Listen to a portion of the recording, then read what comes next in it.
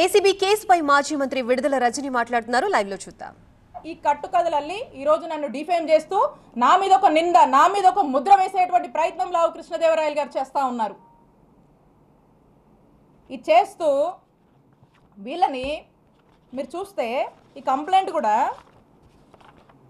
ఇతని letter head మీదే, బహుశా ఈయనే రాశాడో ఇలా ఆఫీస్లో రాశారో. చూడండి, కంప్లైంట్ పేపర్ కూడా చూపిస్తున్నా. నేనే ముట్టి మాటలు మాట్లాడలా, నేను వాస్తవాలతోనే నేను వచ్చి మాట్లాడుతూ ఉన్నా. ఇది కృష్ణదేవరాయలు గారు రిప్రజెంటేషను. ఇది ఇచ్చి అన్ని ఆఫీసుల్లో ఇదే కట్టు కథని ఇచ్చి వరసబెట్టి ఇదే ఆవు కథని, అదిగో 2 కోట్లు, ఇదిగో 2 కోట్లు, అదిగో రజనీ 2 కోట్లు, ఇదిగో రజనీ 2 కోట్లు, ఇదే కథని వరుసబెట్టి ప్రచారంలోకి తీసుకొచ్చి దీన్ని పెట్టి ఏం చేస్తారు? ఇక్కడ నుంచి మొదలు పెడితే, ఇక్కడ పోలీస్ స్టేషన్ల దగ్గర నుంచి మొదలు పెడితే పీక్స్కి తీసుకెళ్లారు. నా బిజినెస్ కి జిఎస్టీ నోటీస్ వచ్చింది, ఇప్పుడు ఏం చేయాలో అర్థం కావట్లేదు. ఇప్పుడే ఒక జిఎస్టీ ఎక్స్పర్ట్ తో మాట్లాడు. ఇప్పటికిప్పుడు జిఎస్టీ ఎక్స్పర్ట్ అంటే ఎక్కడ దొరుకుతారు? బాస్ వాలా బీ ద బాస్.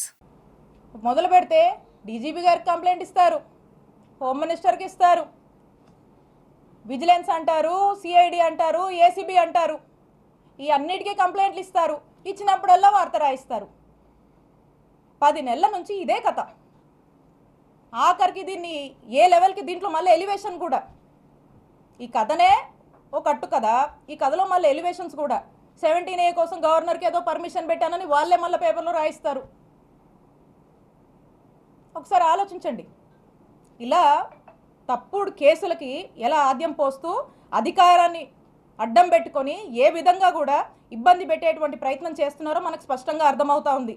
ఇకపోతే విజిలెన్స్ ఎంక్వైరీ అంట, వీళ్ళే విజిలెన్స్ ఎంక్వైరీ అని చెప్పి విజిలెన్స్ ఎంక్వైరీ వేపిస్తారు. ఇక విజిలెన్స్ ఎంక్వైరీ ఏంటండి? విజిలెన్స్ ఎంక్వైరీ మీరు చూస్తే వైజాగ్లో ఒక ఎమ్మెల్సీ గారు ఉన్నారు, దువ్వవరపు రామారావు గారు. వారు తెలుగుదేశం పార్టీ ఎమ్మెల్సీ, ఒక రకంగా చెప్పాలంటే పచ్చకండువా వేసుకున్నటువంటి ఎమ్మెల్సీ గారు. వారి కొడుకు నాగశ్రవణ్ గారు ఇక్కడ ఉన్నటువంటి గుంటూరు జిల్లా ఎస్పీ గారు. అంటే ఆ ఎస్పీ గారు వాళ్ళ ఫాదరు టీడీపీ ఎమ్మెల్సీ, టీడీపీ కుటుంబానికి చెందినటువంటి వ్యక్తి ఎస్పీగా ఇక్కడ పనిచేస్తూ ఉన్నారు. అంటే ఆ ఎస్పీ గారు రిపోర్ట్ ఇస్తే ఏం రిపోర్ట్ ఇస్తారండి? కృష్ణదేవరాయలు గారి డైరెక్షన్లో జెన్యూన్ విజిలెన్స్ రిపోర్టా అండి? ఇది టీడీపీ రిపోర్ట్ ఇస్తారండి వాళ్ళు. ఇక్కడ నుంచి ఒక ఫ్యాబ్రికేటెడ్ అవాస్తవాలతో కూడినటువంటి ఒక టీడీపీ రిపోర్ట్ని, ఏమీ లేనటువంటి విషయాన్ని వాళ్ళకు అనుకూలంగా వాళ్ళకు నచ్చినట్టుగా రాసుకొని పంపిస్తారు.